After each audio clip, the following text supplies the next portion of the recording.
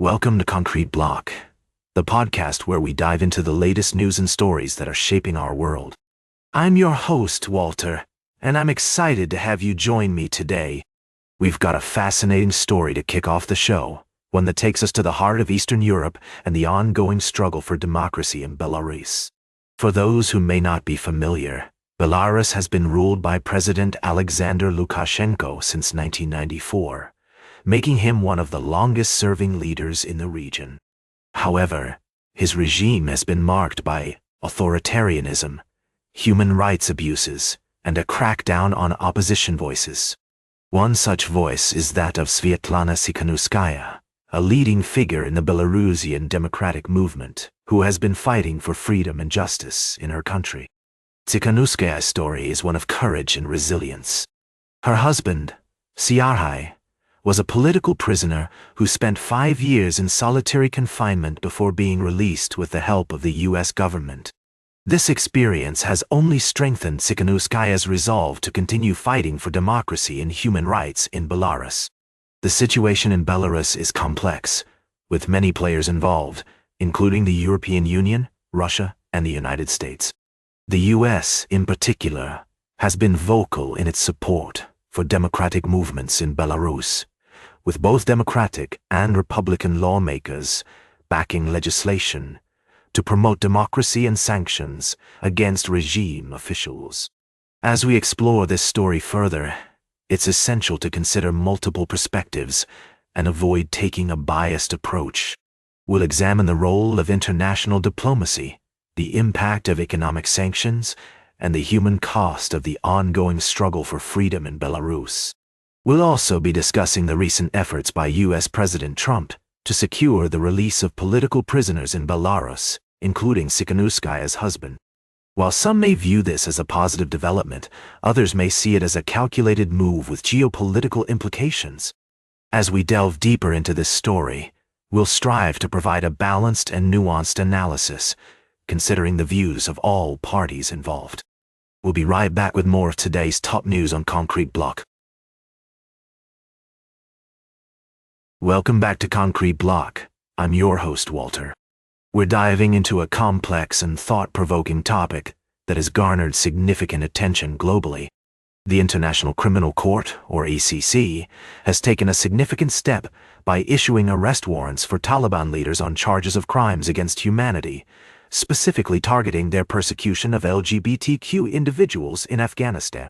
This move by the ICC is a landmark decision, marking one of the first times a major international body has explicitly recognized the systematic oppression of LGBTQ people as a crime against humanity.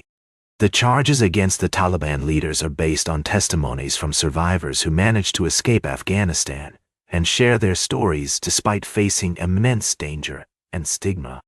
It's essential to approach this topic with sensitivity and understanding, acknowledging the bravery of those who have come forward to tell their stories. The ICC's decision underscores the importance of international cooperation in holding regimes accountable for human rights violations, including those targeting marginalized communities like LGBTQ individuals. However, it's also crucial to recognize the challenges ahead. The ICC does not have the power to enforce these arrest warrants without the cooperation of other countries. This means that unless the Taliban leaders travel outside of Afghanistan and are detained by another government, or unless a new regime in Afghanistan decides to hand them over, they may never face trial for these crimes. This story highlights the intricate web of international law, human rights, and geopolitics. While the ICC's move is a significant step forward in recognizing the rights and dignity of LGBTQ individuals globally, it also faces criticism and challenges from various quarters.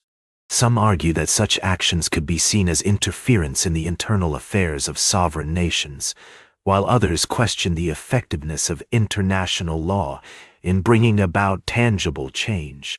As we consider this complex issue, it's vital to engage in a nuanced discussion that respects different perspectives while advocating for human rights and dignity.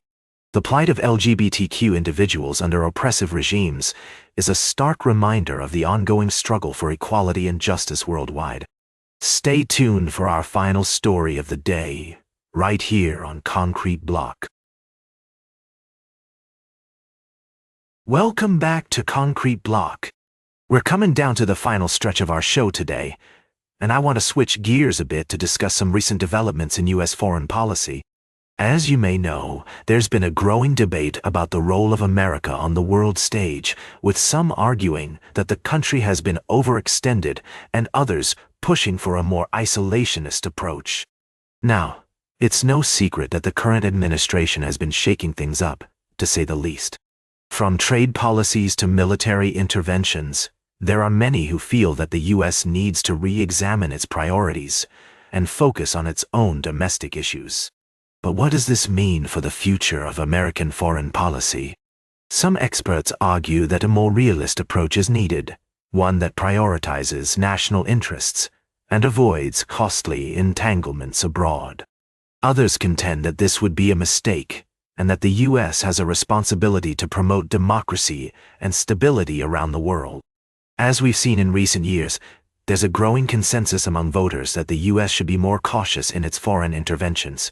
Many are tired of endless wars and want to see resources spent at home instead of abroad. But is this a realistic expectation, or would it lead to a power vacuum that other nations would be eager to fill? It's a complex issue, to say the least, and one that requires careful consideration of multiple perspectives. As we move forward, it will be interesting to see how the U.S. navigates these challenges and finds a balance between its own interests and its role as a global leader. One thing is certain: the conversation around foreign policy is evolving, and it's essential for all of us to stay informed and engaged. Whether you're a seasoned expert or just starting to explore these issues, it's crucial to consider the different viewpoints and think critically about what the future might hold. That's all for today's Concrete Block. Remember to like, share, and subscribe, and until next time, stay informed.